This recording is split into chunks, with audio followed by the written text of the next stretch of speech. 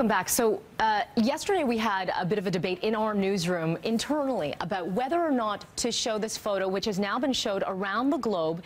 And we'll bring it to you now because I think it's quite important that we do show it to you, because it created a discussion that really should have been at top of mind for a long time, but only now with that photo are people starting to talk about this refugee crisis that's been going on for quite some time.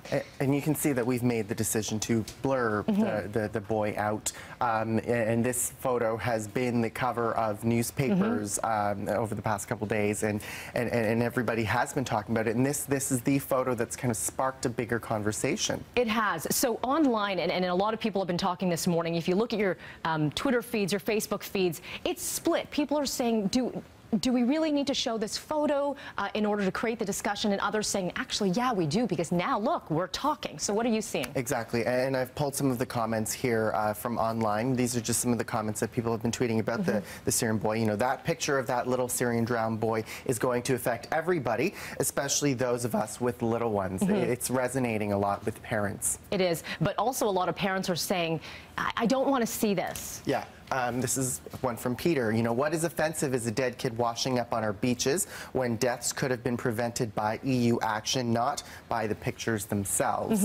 Ismail saying, you know, this Syrian boy has explained what many don't understand about the refugee crisis, and this is the launching point that a lot of people are saying, you know what, this picture, even though it is a very jarring image, it is one that could spark a lot of change. What's interesting is that, yeah, a lot of people don't know about the crisis itself, and it wasn't necessarily grabbing those headlines in local media, including ourselves, until it really hits home.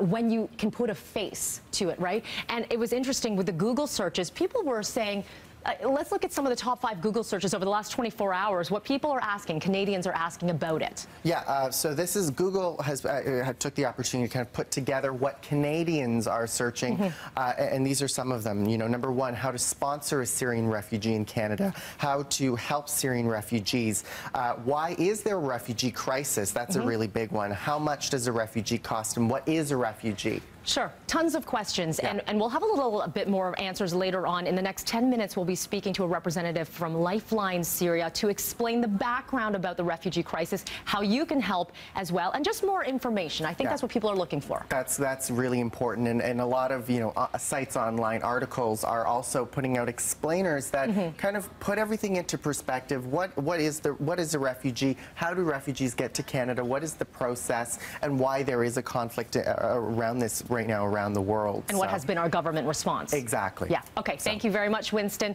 We'll go upstairs now to Russ Holden.